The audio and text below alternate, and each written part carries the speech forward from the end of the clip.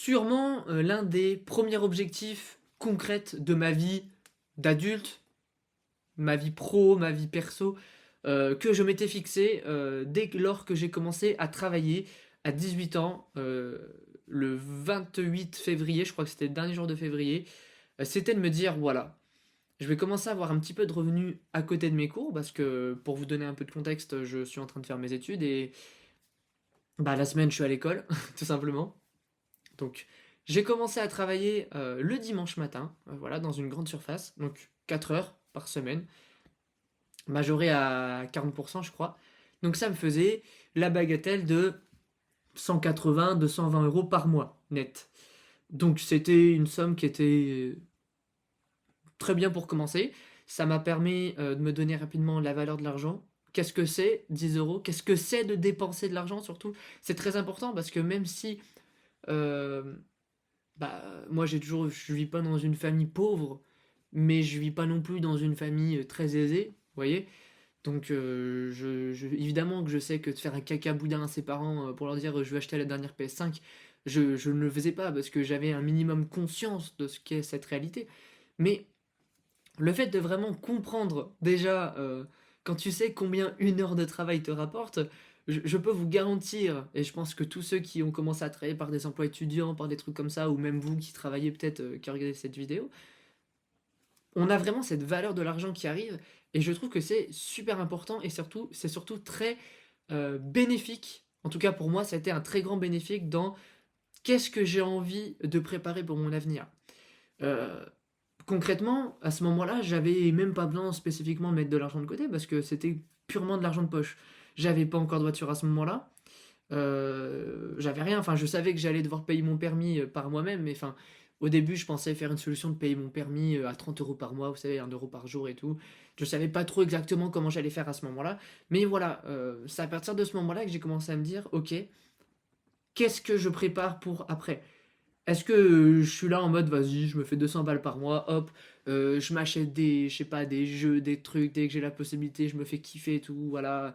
Ou est-ce que je me dis ok, j'ai la chance d'être encore chez mes parents, donc j'ai pas de loyer à payer, j'ai pas de nourriture à payer, ou très peu. Voilà, je veux dire, c'est parce que je donne à mes parents par rapport à si je devais me débrouiller tout seul, évidemment que je peux, c'est un avantage qui me permet de garder infiniment plus. Euh, Qu'est-ce que je fais? Donc rapidement, je me suis dit que je voulais me faire une épargne de côté. Je m'étais pas trop renseigné encore sur ce qu'était la finance, qu'est-ce qu'était... Enfin voilà quoi, enfin je me dis voilà, je vais mettre un peu de sous de côté. Je me disais voilà, je dépense 100 euros, pas plus par mois, et je garde les 100 euros et je les mets de côté. Et j'ai fait ça pendant quelques mois. Après, j'ai commencé à travailler les premières vacances de Pâques et là, je m'étais fait 800 euros, quoi. Et, et 800 euros, quand tu te fais 200 euros par mois, quand tu passes à 800 d'un coup, tu fais waouh, c'est énorme et tout, j'étais trop content et tout. Et puis là, pareil, ça me met la question de qu'est-ce que je fais de ces 800 euros? Est-ce que je les crame tout pour me faire kiffer? Parce que la variable se faire kiffer dans la vie, c'est important. Ou est-ce que je mets tout de côté? Et là, vu que je savais que je commençais à passer mes heures de conduite, etc., et ben du coup, j'ai quasi rien dépensé et j'ai tout gardé. Après, j'ai commencé à passer mes heures de conduite. Donc j'ai commencé à faire des paiements de 200 balles d'un coup pour payer mes heures de conduite. Donc là, j'ai commencé à faire ça fait pas très très du bien quoi. On n'était pas spécifiquement préparé à ça.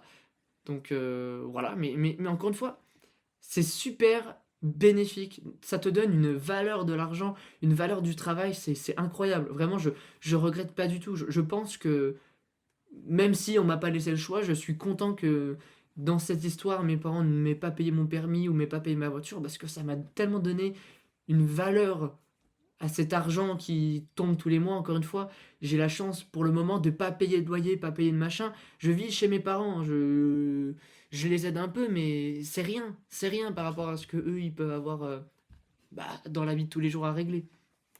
Donc très rapidement, je me suis donné cette mentalité de d'épargner le plus possible de côté, quoi. De finalement, bah là, je gagne 200 balles par mois, plus 800 ou 900 quand je travaille les vacances de Noël, les vacances scolaires, tout simplement. Puis après, j'ai fait mon premier été où j'ai travaillé en 35 heures, et là, voilà, là, vu que je travaillais les dimanches, je me suis fait un salaire à 1006, deux salaires à 1006, 1005. Là j'étais en mode, mais qu'est-ce qui se passe là? Je suis le roi du monde. Et bah, les trois quarts de cet argent est parti dans l'achat de ma voiture et l'achat de ma voiture. Donc, enfin, de mon permis de ma voiture. Donc, autant vous dire que j'étais très content de me l'être payé par moi-même. Il y a une sorte de fierté. Mais je suis en mode, voilà, je crois qu'à ce moment-là, j'étais arrivé à 4000 € de côté, il me semble. Et puis hop, le permis, la voiture, là j'ai fait bon, ok, retour quasiment à la case départ. Mais voilà, je l'ai fait. Et puis après, je suis passé à un contrat de 10 heures par semaine.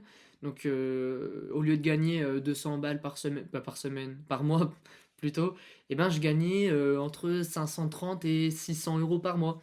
Voilà, je le répète encore, c'est un boulot que je faisais à côté de mes études. J'étais pas en alternance, j'étais pas machin. Voilà, c'était vraiment un choix volontaire de ma part de prendre ce temps-là de disponible et pendant mes cours, parce que c'est du temps que j'ai passé à pas réviser, à pas faire la fête et tout, je l'ai fait pour moi, avant tout. Voilà. Et donc je suis passé à ça, je gagnais 500, 600 € par mois, et puis il y avait les vacances scolaires, pareil, où je gagnais plus, évidemment. Et de fil en aiguille, voilà, l'argent augmente, entre guillemets. Alors ici, non, ça s'augmente pas si. Vous fiez pas, hein, vous fiez pas à ce truc-là, hein. Je me suis pas fait 12 000 balles d'un coup, c'est juste parce que je suis changé de banque entre temps et j'ai ouvert un LEP, si vous voulez, il y a quelques semaines. Donc du coup, bah, ça a pas pris en compte la mémoire de l'ancien truc. Donc bah forcément, j'ai mis 10K d'un coup dans un LEP, il fait oh, plus 61 000%, alors que voilà quoi. Donc voilà. Enfin bref, ça continue, ça continue. Par la suite, j'ai eu la possibilité de travailler les mercredis après-midi en plus. Jackpot. Donc je travaille 5 heures. Donc je fais 14-19 heures le mercredi, 14-19 heures ou 13-19 heures le vendredi après-midi, 6 heures, donc je faisais soit 8 heures, maintenant c'est 7 heures, soit 7 heures, 13 heures, soit 13-19 ou 13-20, enfin la fermeture du magasin, plus le dimanche 4 heures. Donc là, ça veut dire que là, je passais plutôt dans ouais, dans les 800 €, dans les 700-800 €. Et puis après, depuis que je suis passé donc au BTS que j'ai commencé, parce que j'ai fait une première année de BTS, après j'ai changé, on s'en fout, voilà, mais voilà, j'ai changé de BTS entre-temps. Et dans le nouveau BTS que j'ai commencé, donc depuis l'année dernière, je n'ai pas cours le vendredi après-midi. Voilà. Donc là où tout le monde de ma classe, ils étaient en mode, ah, 2 jours et demi de week-end, c'est trop bien. Moi tout de suite, je me suis dit, attends, vendredi après-midi, je travaille pas. Donc là, je suis allé voir mon boss. Je lui ai dit, voilà, est-ce que tu peux me prendre aussi les vendredis après-midi? Et vu que ça se passe bien entre. J'ai une très bonne relation avec l'entreprise où je travaille, et ça, c'est pareil, c'est trop trop bien. Il faudrait que je fasse une vidéo là-dessus pour en parler, parce que pareil, ça aussi, c'est une chance ou une opportunité. Je pense que c'est plutôt une opportunité à saisir, encore une fois. Bah voilà, j'ai eu la possibilité de travailler les vendredis. Et du coup, ça fait quasiment un an et demi que je travaille 20 heures par semaine. 20-22 heures par semaine en période hors vacances scolaires, évidemment. Après, quand c'est les vacances scolaires, je travaille. Et donc là, ça veut dire que ça fait un an et demi que je fais entre 800, 1100, entre 800 et 1100. C'est-à-dire que certains mois, je me fais plus de 1000 €. Et c'est incroyable. Enfin, moi, je trouve que c'est incroyable. Je suis super fier de moi. Alors, les gens autour de moi, ils se disent, mais le mec, il passe sa vie à travailler, machin et tout. Il y en a même qui disent, le mec, il pense qu'à la thune, il pense qu'à la thune, il pense qu'à la thune. Mais, enfin, oui, je pense qu'à la thune, dans le sens où, bah, c'est mon objectif de mettre beaucoup d'argent de côté. Enfin, de mettre le plus d'argent de côté en tout cas, avant d'avoir arrivé à atteindre les 10 000. Donc oui, je pensais qu'à la thune, mais je le faisais ça, évidemment. Je faisais pas ça par le plaisir, personne ne travaille par le plaisir. Enfin, je veux dire, ça veut rien dire de dire à quelqu'un qui pense qu'à la thune. Donc voilà. Et donc, bah, évidemment, quand tu passes de tu gagnes 200 balles par mois à tu gagnes 800, 900, 1000 €, même si à côté, je paye, je crois, 70 € d'assurance auto et j'arrondis 80 € d'essence par mois, plus un petit peu d'argent que je donne à mes parents de côté, enfin que je donne chaque mois, bah il y a au moins ouais, entre 700 et 800 € que je peux investir ou épargner de côté chaque mois. Et c'est énorme, ça me fait penser au même. C'est incroyable. Je sais pas si. Peut-être que pour certains, ils s'en rendent pas compte ou vous êtes comme moi, ou vous êtes encore chez vos parents, du coup, bah, c'est peut-être normal, mais c'est une chance slash opportunité de dingue de pouvoir épargner autant. C'est Si j'aurais été dans mon propre, si j'avais été dans mon propre appartement moi-même à devoir tout régler moi-même, il faudrait que je gagne 3000 balles pour ça, trop 3 4 000 euros. J'exagère, mais enfin, avec le niveau de vie que j'ai actuellement, parce que vu que j'ai le même niveau de vie que mes parents, quoi, du coup, actuellement. Même si je suis, du coup, dès que je veux m'acheter des trucs pour moi, et ben, je me l'achète moi-même, quoi, si vous voulez. Je vais plus faire chez mes parents à dire, ah, tu peux m'acheter ça, évidemment. Et donc voilà, et donc c'est ce qui fait, j'espère que je parle pas trop, hein. Je sais pas si c'est intéressant, dites-moi hein, s'il y a des gens qui regardent, c'est super intéressant de, même par rapport à vous, d'avoir vos retours et tout. Voilà, n'hésitez pas à partager, hein. Évidemment, on est entre nous, on se partage nos histoires. Et donc voilà, c'est de fil en aiguille que j'ai réussi à atteindre les 10 000 euros d'épargne de précaution. Ces 10 000 euros là, ils sont placés, donc ils ont pendant longtemps été placés sur un livret A.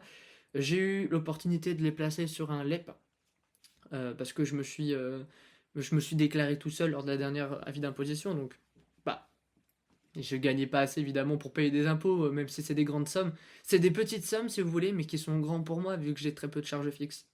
Du coup, ça compense à mon avantage pour le coup. Donc voilà, donc maintenant, là où ça faisait des mois où je mettais des 400 500 euros par mois dans ces livrets-là, donc là pour maintenant c'est le livret A, le LEP. J'ai un LDD aussi d'ouvert, mais c'est parce qu'en fait mon LEP il est dans une autre banque, parce que Boursorama ne le propose pas le LEP. Du coup j'ai ouvert un LDD juste pour mettre vite fait, voilà, pour faire des petites sommes, les 50 balles que je mets maintenant tous les mois dessus.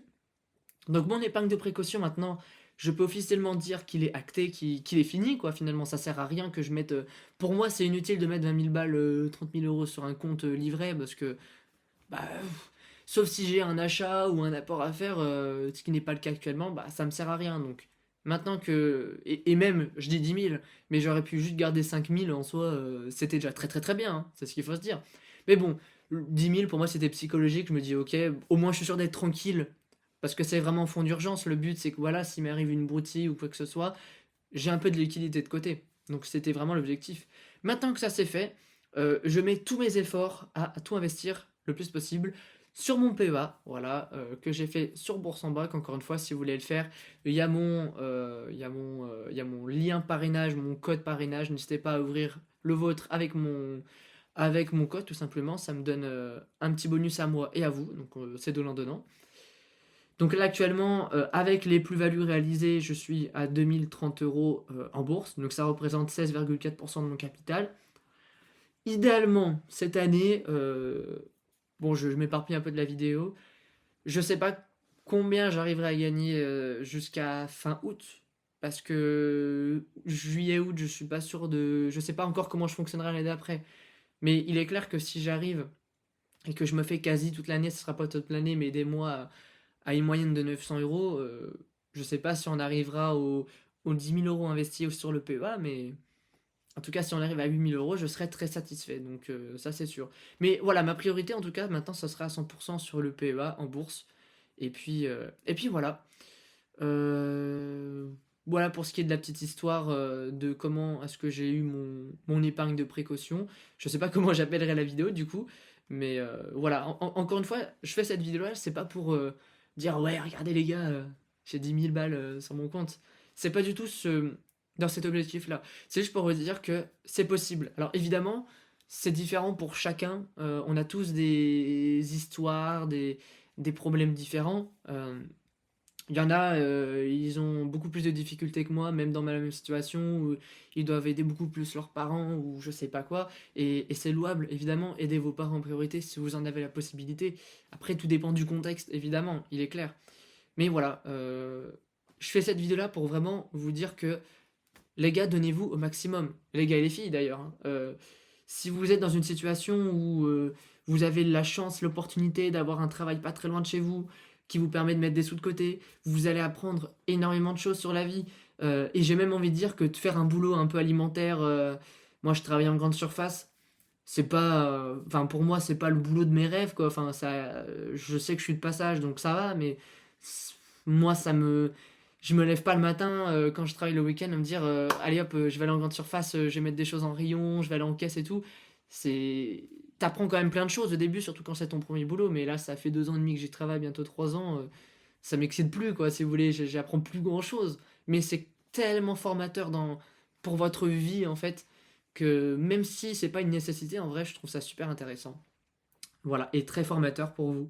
Voilà, si vous avez des questions, partagez aussi également vos remarques, et ben voilà, n'hésitez pas à le faire. Euh, et encore une fois, voilà, je fais cette vidéo-là pour voir après plus tard, dans 4 5 ans, 10 ans, voir où j'en suis. Voilà, si Enzo du futur, tu vas voir, tu retournes sur cette page-là dans ton épargne totale, mais ça prend en compte les bourses. Est-ce que je serai toujours à ça? Est-ce que je serai à moins? Est-ce que je serai à plus? On verra. Ma situation sera totalement différente d'ici là, mais voilà, en tout cas, ma mentalité maintenant à cet instant T, c'est de donner le meilleur de moi-même pour me préparer à un avenir le plus serein possible. Voilà, c'est tout pour cette vidéo. Je vous dis à très bientôt pour une prochaine vidéo. Et portez-vous bien et travaillez dur pour votre avenir.